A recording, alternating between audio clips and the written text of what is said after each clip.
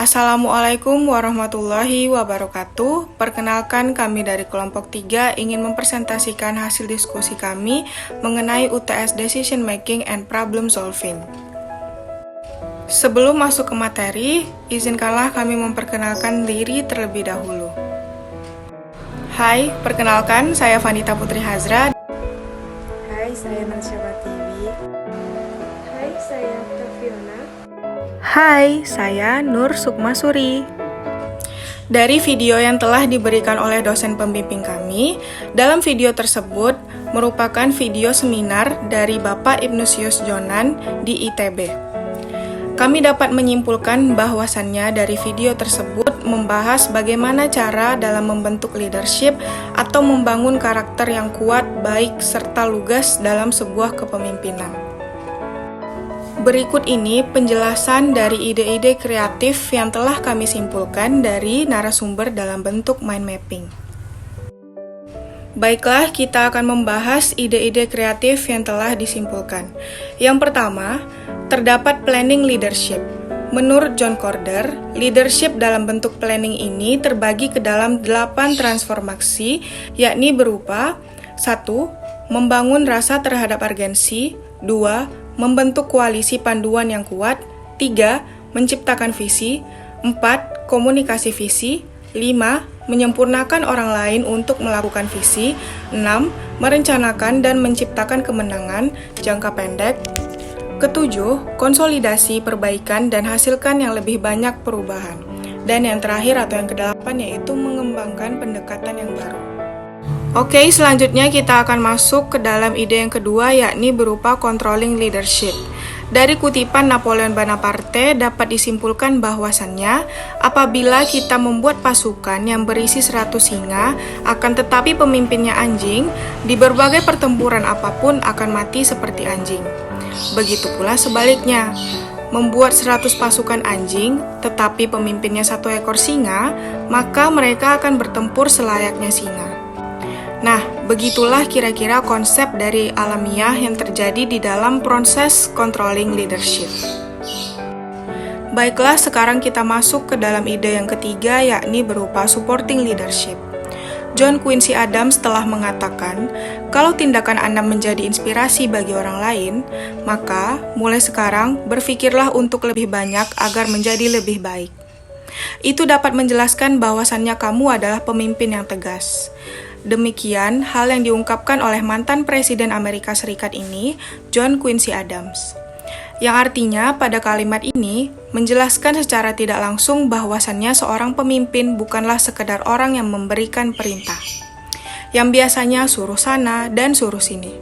Lebih dari itu, pemimpin harus tahu bagaimana cara untuk membangkitkan semangat orang lain, dan membuat orang lain dapat melakukan hal yang lebih baik.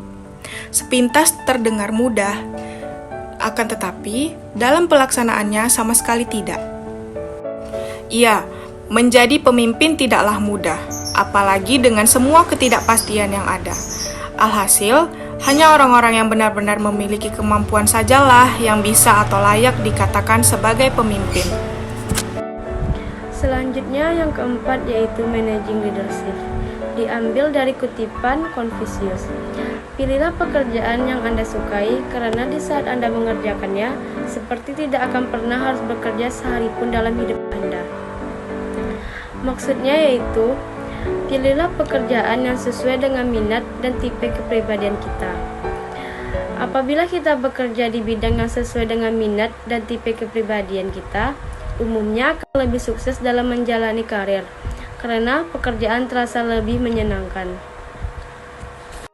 Selanjutnya yang kelima yaitu evaluating leadership.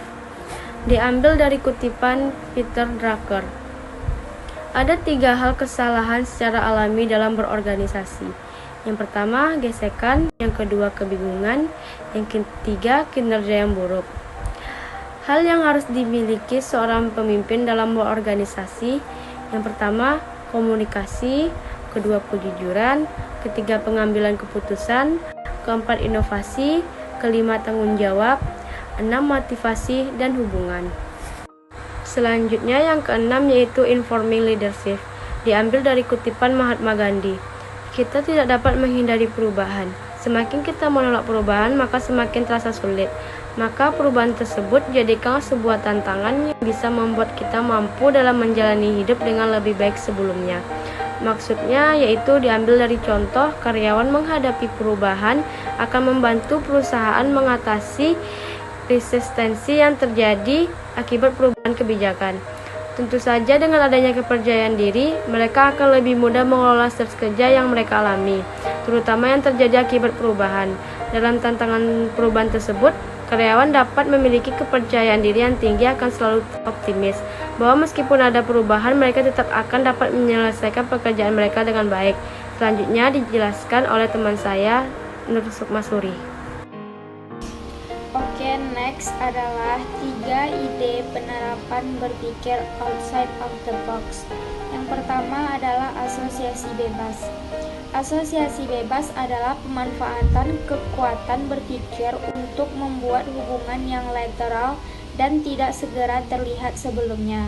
Teknik pemanfaat untuk produk-produk baru, menggabungkan sebagai gagasan yang tidak konkret, menggabungkan desain, nama, dan sebagainya. Alasan kami memilih ide ini karena pihak-pihak yang terlibat mungkin menemukan cara-cara baru untuk mengelompokkan berbagai segi dari satu situasi problematik. Pihak-pihak yang terlibat mungkin menemukan cara-cara analisis yang lebih efektif.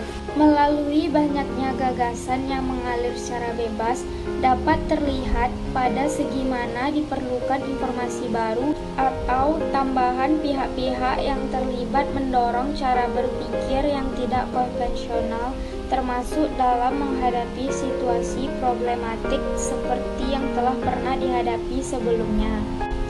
Bisa saja struktur yang diciptakan kelihatannya kacau balau, akan tetapi hal tersebut tidak menjadi soal karena dengan bahan yang sudah ada, pengaturan kembali dapat dilakukan sehingga terdapat satu struktur yang bukan saja dapat dipahami, melainkan juga bermanfaat dalam menentukan arah bertindak berdasarkan peta situasi yang dibuat.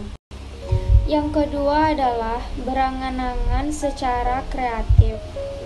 Berpikir kreatif adalah merasa tidak puas dengan apa yang telah dihasilkan. Diibaratkan masih ada gunung yang lebih tinggi lagi yang harus didaki dan masih terbentang lautan luas yang harus diseberangi. Seorang pemimpin tidak salah berpikir kreatif dan berangan-angan atau bermimpi ke depan. Cita-cita besar lalu dipelajari, dikaji, diperhitungkan, dan diimplikasi sampai impian itu terwujud. Alasan kami memilih ide ini karena kreativitas juga bisa muncul dari kegiatan berangan-angan. Dengan mudahnya, secara mental kita bisa berpindah dari tema yang satu ke tema yang lain, bahkan memindahkan diri kita dari satu masa ke masa yang lain.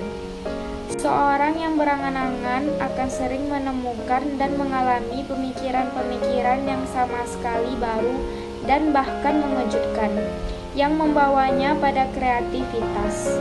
Berangan-angan membantu Anda membuat koneksi dan pola serta mengingatkan kembali informasi masa lalu. Hal ini merupakan kunci untuk berpikir kreatif karena dengan berangan-angan membantu Anda membuat koneksi yang sebelumnya tidak dipertimbangkan. Selanjutnya yang ketiga yaitu buku catatan kolektif. Alasannya teknik ini menjadi menarik untuk digunakan karena teknik ini menggabungkan gagasan secara massal dengan penilaian kelompok.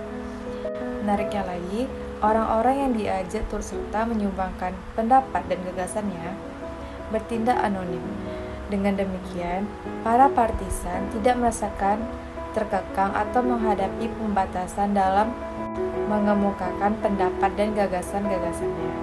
Adapun kelemahan teknik ini ialah tersedianya tidaknya koordinator yang mempunyai kemampuan yang tinggi untuk menyusun resume yang tepat yang menampung semua pendapat dan gagasan yang dikemukakan.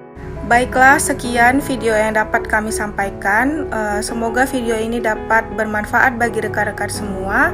Apabila terdapat salah kata maupun pengucapan, kami mohon maaf. Wabillahi taufiq wal hidayah. Wassalamualaikum warahmatullahi wabarakatuh.